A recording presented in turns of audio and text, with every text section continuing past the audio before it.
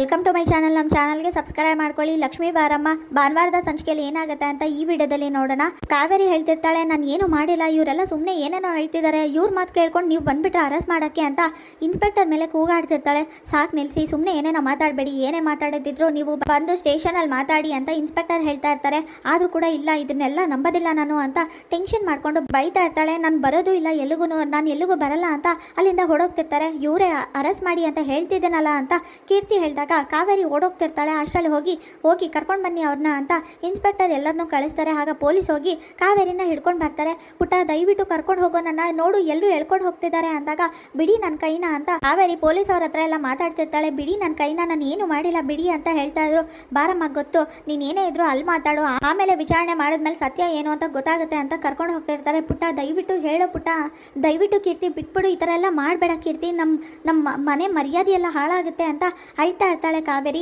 ನೀವು ಮಾಡಿರೋ ತಪ್ಪಿಗೆ ಇಂಥ ಶಿಕ್ಷೆನೂ ಕಮ್ಮಿನೇ, ನಿಮ್ಗೇನು ಮಾಡಿದ್ರು ಕಮ್ಮಿನೇ ಅಂತ ಕರ್ಕೊಂಡೋಗಿ ಮೊದಲು ಅಂತ ಕಾವೇರಿ ಮುಂದೆನೇ ಕೋಪ ಮಾಡಿಕೊಂಡು ಕೀರ್ತಿ ಕೂಗಾಡ್ತಾಳೆ. ಆಗ ಇನ್ಸ್ಪೆಕ್ಟರ್ ಕರ್ಕೊಂಡು ಹೊರಟೋಗ್ತಾರೆ ಕಾವೇರಿನ ಸ್ಟೇಷನ್ ಕರ್ಕೊಂಡೋಗಿ ಜೈಲೊಳಗಡೆ ಹಾಕಿದ ತಕ್ಷಣ ಏನು ಮಾಡಲಿ, ನಾನು ಭಾನುಗಾದ್ರೂ ಫೋನ್ ಮಾಡೋಣ ಅಂದರೆ ಫೋನ್ ಕೂಡ ಇಲ್ಲ, ಏನಪ್ಪ ಮಾಡೋದು, ಈ ಭಾನು ಜೊತೆ ಸೇರಿಕೊಂಡು ಜೈಲು ಶಿಕ್ಷೆ ಅನ್ಭೋಗ್ಸೋ ಅಂತ ಪರಿಸ್ಥಿತಿ ಬಂದ್ಬಿಡ್ತು. ಈಗ ಯಾರು ಸಹಾಯಕ್ಕೆ ಬರ್ತಾರೆ?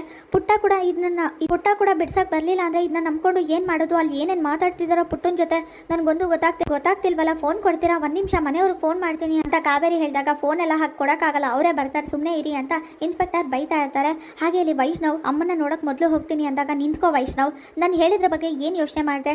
ಇವತ್ತು ಲಕ್ಷ್ಮಿ ಇಲ್ಲ ಅಂತ ಹೇಳಿದ್ರೆ ಅದಕ್ಕೆ ನಿನ್ನ ತಾಯಿ ಕಾರಣ, ಅವ್ರನ್ನ ಸುಮ್ಮನೆ ಬಿಟ್ಬಿಡ್ತೀಯ? ಹಾಗಾದರೆ ನೀನು ನನಗೆ ಈ ಥರ ಆಗಿರೋದಕ್ಕೆ ಕಾರಣ ನಿನ್ನೇನು ಪ್ರೀತಿ, ನಾನು ದೂರ ಆಗೋದಕ್ಕೆ ಕಾರಣ, ಎಲ್ಲದಕ್ಕೂ ಕಾರಣ ನಿಮ್ಮಮ್ಮ ಅಂತ ಗೊತ್ತಿದ್ರು ಕೂಡ ಅವ್ರನ್ನ ಸುಮ್ಮನೆ ಬಿಡ್ತೀಯ? ಹಾಗಾದರೆ ಅವ್ರಿಗೆ ಶಿಕ್ಷೆ ಆಗಬಾರ್ದಾ ಅಂತ ಕೀರ್ತಿ ಹೇಳ್ತಿರ್ತಾಳೆ. ಪಾಪ ಲಕ್ಷ್ಮಿ ಎಷ್ಟೆಲ್ಲ ಕಷ್ಟಪಟ್ಟಿದ್ದಾಳೆ, ಅವಳಿಗೆ ನಿಜ ಏನು ಅಂತ ಗೊತ್ತಿದ್ರು ಕೂಡ ಯಾರು ನಂಬ್ದೇರ ಅಂತ ಪರಿಸ್ಥಿತಿಗೆ ತಂದ್ಬಿಟ್ರು ಅಂತ ಕೀರ್ತಿ ಬೈತಾ ಇರ್ತಾಳೆ. ಸುಪ್ರೀತಾ, ವೈಷ್ಣವ್ ಹಾಗೆ ಕೀರ್ತಿ ಎಲ್ಲರೂ ಕೂಡ ಸ್ಟೇಷನ್ಗೆ ಹೋಗ್ತಾರೆ. ಆಗ ವೈಷ್ಣವ್ ಹೋಗಿದ ತಕ್ಷಣ ಪುಟ ಬಂದ್ಯಾ, ನನಗೆ ಗೊತ್ತಿತ್ತು ಬರ್ತೀಯಾ ಅಂತ, ಕರ್ಕೊಂಡು ಹೋಗು ನನ್ನ ಮೊದಲು ಇಲ್ಲಿಂದ, ಲಾಯರ್ನ ಕರ್ಕೊಂಡು ಬಾ ಅಂತ ಕಾವೇರಿ ಹೇಳ್ತಾರೆ. ಸಾಕು ನಿಲ್ಸಮ್ಮ ನಿನ್ನ ನಾಟಕನ ಅಂತ ವೈಷ್ಣವ್ ಹೇಳಿದ ತಕ್ಷಣ ಪುಟ ಏನು ಹೇಳ್ತಿದ್ಯೋ ನೀನು ಅಂತ, ಇಲ್ಲಿ ಇರೋಕ್ಕಾಗ್ತಿಲ್ಲ ನನಗೆ, ನಿಮ್ಮಮ್ಮನ ಈ ಸ್ಥಿತಿಯಲ್ಲಿ ನೋಡ್ತೀಯಾ ನೀನು ಅಂತ ವೈಷ್ಣವ್ ಹತ್ರ ಕಾವೇರಿ ಅಳ್ತಾ ಇರ್ತಾಳೆ.